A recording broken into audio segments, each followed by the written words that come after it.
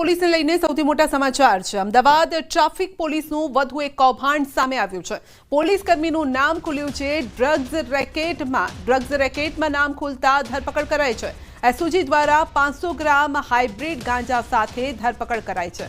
ગાંજો સહદેવસિંહ નામના પોલીસ દ્વારા આપવામાં આવતો હતો અને એ નામ ખુલતા ટ્રાફિક પોલીસની ધરપકડ કરાઈ છે। દારૂ તોડ કાંડમાં વધુ એક રેકેટ ટ્રાફિક પોલીસનું સામે આવ્યું છે।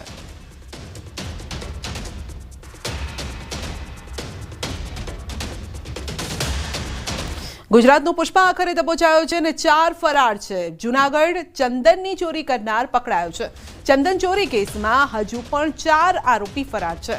દાતારના જંગલોમાં ચંદનના ઝાડની ચોરી થઈ ગઈ હતી અને વન વિભાગે રાજસ્થાનથી ચંદન ચોરને પકડી લીધો છે।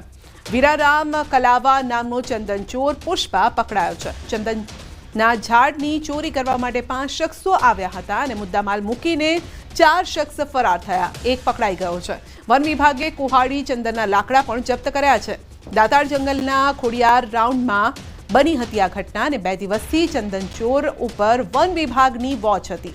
4 જેટલા ચંદનના ઝાડ પણ કપાયા હતા।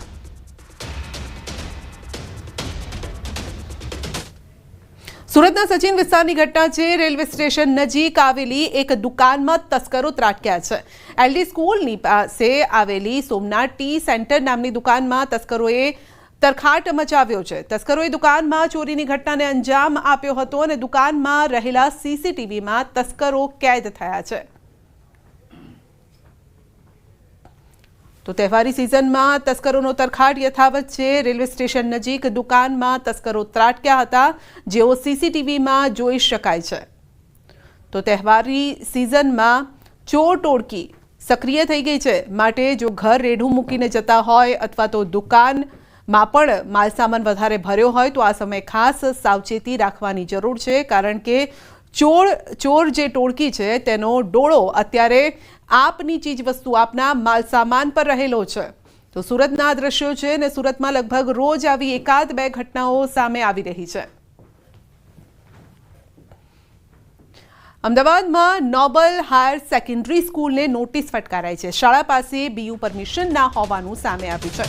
શાળામાં લેવામાં આવતી ફીમાં પણ વિસંગતતા જોવા મળી। ધોરણ 9 અને 11 પ્રોજેક્ટ ફી લેવાતા માંગ્યો ખુલાસો। વિજ્ઞાન પ્રવાહમાં નિયમ કરતાં વધુ ફી વસૂલાઈ છે। 8 ઓક્ટોબરે જવાબ રજૂ કરવા માટે ડીઓની નોટિસ છે।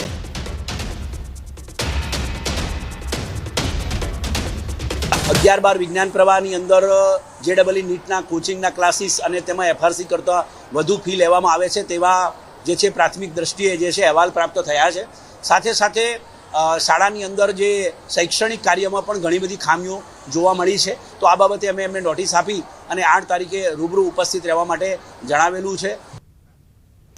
ગોરક્ષનાથ મંદિરમાં મૂર્તિ ખંડિત થવાના મામલે જગતગુરુ વાસુદેવાચાર્યજી મહારાજની પ્રતિક્રિયા આવી છે। સનાતન ધર્મને ઝુકાવવાનો પ્રયાસ થઈ રહ્યો છે પરંતુ સનાતન ધર્મ ક્યારેય ઝૂકશે નહીં। તેમણે આ ઘટનાને ધર્મની હાનિ ગણાવી છે તો મૂર્તિઓને સનાતન ધર્મની સંપત્તિ ગણાવી છે।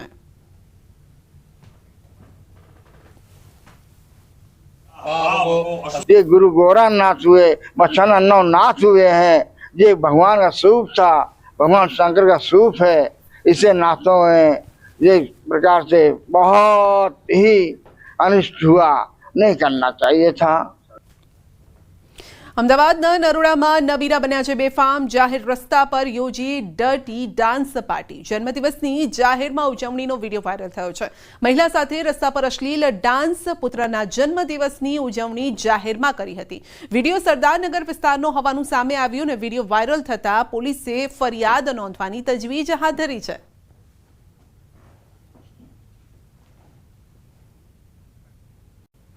રાજકોટમાં ખેલૈયાઓએ જાહેર માર્ગ પર ગરબા કર્યા હતા। જાહેર રસ્તા પર ગરબા રમતા હોવાનો વિડીયો વાયરલ થયો છે। 150 ફૂટ રિંગ રોડ પર ખેલૈયાઓએ ગરબા કર્યા અને જો કોઈ અકસ્માત સર્જાય તો જવાબદાર કોણ? અગાઉ આ રોડ પર યુવાનોએ બાઇક પર સ્ટન્ટ પણ કર્યા હતા।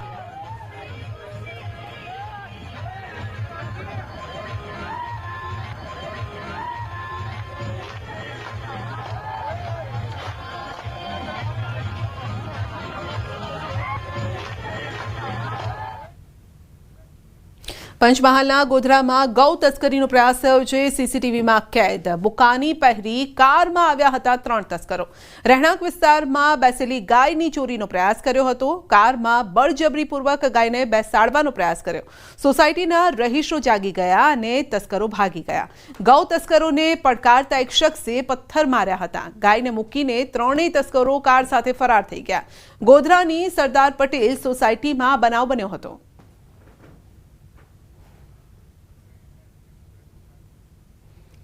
સંતરામપુરની બેંક ઓફ બરોડામાં 3.35 કરોડના પાર્સલ લોન કૌભાંડનો પર્દાફાશ થયો છે અને ત્યારે ડુપ્લિકેટ કાગળો બનાવી પર્સનલ લોન આપવાના મામલે બેંક મેનેજરની સંડોવણી સામે આવતા તેની ધરપકડ કરાઈ છે. પરંતુ મેનેજરને કૌભાંડ કર્યાનો કોઈ પસ્તાવો ન હોય તેવું આ દ્રશ્યોમાં સ્પષ્ટ જોવા મળી રહ્યું છે. બેંક મેનેજરના મીડિયા સમક્ષ અલગ જ તેવર દેખાયા હતા. જાણે તેણે આ કૌભાંડ કરી ખૂબ સારું કામ કર્યું હોય તેમ તેણે સીન સપાટા પણ કર્યા. તો પોલીસે મેનેજર ભૂપેશ પુરોહિતને કોર્ટમાં રજૂ કરી 3 દિવસના રિમાન્ડ મેળવ્યા. આ કેસમાં 35 લોકોની સંડોવણી સામે આવતા ગુનો નોંધાયો છે. પોલીસે 19 આરોપીઓની ધરપકડ કરી છે.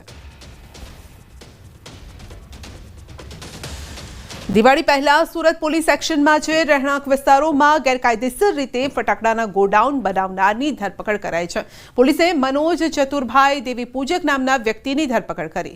અમરોલી કોસાડ આવાસમાં ગેરકાયદેસર રીતે ફટાકડાનો સંગ્રહ કરવામાં આવ્યો અને પોલીસે 8.5 લાખથી વધુના ફટાકડા જપ્ત કર્યા છે.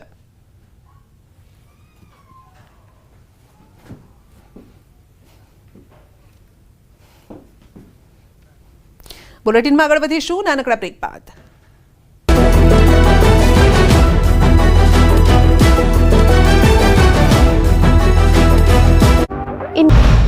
ગુજરાત માથેથી મોટી આફત ટળી. વાવાઝોડા અંગે હાલ પૂરતા રાહતના સમાચાર. વાવાઝોડું આવતીકાલે દરિયામાં લેશે યુ-ટર્ન લઈને વાવાઝોડું નબળું પડી જશે. અરબ સાગરમાં સર્જાયેલા ગંભીર ચક્રવાત શક્તિ અંગે ભારતીય હવામાન વિભાગ દ્વારા આગાહી કરવામાં આવી છે કે 6 ઓક્ટોબરે ગુજરાત તરફ શક્તિ વાવાઝોડું યુ-ટર્ન લેશે.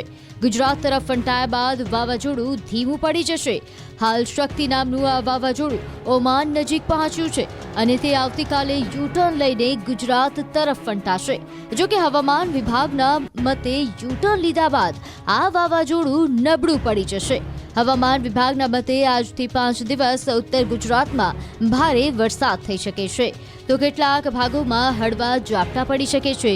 જો કે 8 ઓક્ટોબરે દ્વારકા, જામનગર, પોરબંદર, સુરત, નવસારી અને વલસાડમાં મધ્યમથી ભારે વરસાદની શક્યતા છે. આ ઉપરાંત અમદાવાદમાં છૂટાછવાયા સ્થળે હળવા વરસાદની આગાહી કરવામાં આવી છે. यानी 6 अक्टूबर को मॉर्निंग तक ये सेम डायरेक्शन में मतलब वेस्ट साउथ वेस्टवर्ड डायरेक्शन में ही मूव करेगा. इसके बाद ये फर्दर वीक होके रिकर होके वो ईस्टवर्ड डायरेक्शन में मूव करेगा. फिर उसके बाद ये वीक हो जाएगा. શક્તિ વાવાઝોડાની ગુજરાત પર નહીવત અસર જોવા મળશે. જો કે માછીમારોને આગામી 5 દિવસ દરિયો ન ખેડવાની સૂચના આપવામાં આવી છે. વાવાઝોડાની અસર ગુજરાત પર નહીવત હશે. તેમ છતાં દરિયાકાંઠે 40 થી 55 કિલોમીટરની ઝડપે પવન ફૂંકાશે. શક્તિ વાવાઝોડાને ધ્યાનમાં રાખીને 3 નંબરનું ચેતવણી સિગ્નલ જારી કરવામાં આવ્યું છે, જે દર્શાવે છે કે બંદર પર હળવું સંકટ અથવા ખરાબ હવામાનની સંભાવના છે. શક્તિ વાવાઝોડાને લઈને વહીવટી તંત્ર સંપૂર્ણપણે એલર્ટ મોડ પર છે અને દરિયાકાંઠાના વિસ્તારોમાં પરિસ્થિતિ પર સતત નજર રાખી રહ્યું છે. લોકોને દરિયા કિનારે ન જવાનું ફરમાન છે. આ તરફ નૈઋત્યના ચોમાસાની વિદાય રેખા વેરાવળ, ભરૂચ, ઉજ્જૈન, ઝાંસી, શાહજહાંપુરમાંથી પસાર થઈ રહી છે. શક્તિ નામનું વાવાઝોડું ભલે ભવિષ્યમાં નબળું પડવાનું હોય, પરંતુ હાલ પૂરતું તો તે શક્તિશાળી જ છે અને તેની અસર ગુજરાતના કાંઠા પર જોવા મળી. ગુજરાતના દરિયાકાંઠા પર ઊંચા મોજા ઉછળ્યા અને દરિયો તોફાની બન્યો. દ્વારકાના અરબી સમુદ્રમાં આજે બીજા દિવસે પણ કરંટ જોવા મળ્યો. દ્વારકાના દરિયા કિનારે ઊંચા મોજા ઉછળ્યા. સાથે જ દરિયામાં ભારે પવન ફૂંકાય તેવી સંભાવનાઓ વચ્ચે જિલ્લાના બંદરો પર 3 નંબરનું સિગ્નલ યથાવત રખાયું. વાવાઝોડાના પગલે માછીમારોને દરિયો ન ખેડવાની તાકીદ કરાઈ હતી. સાથે જ જે બોટો દરિયામાં ગઈ હતી તેમને પરત બોલાવી લેવાઈ હતી, જેના પગલે હાલ જિલ્લાની બોટો બંદરે લંગારી દેવાઈ છે.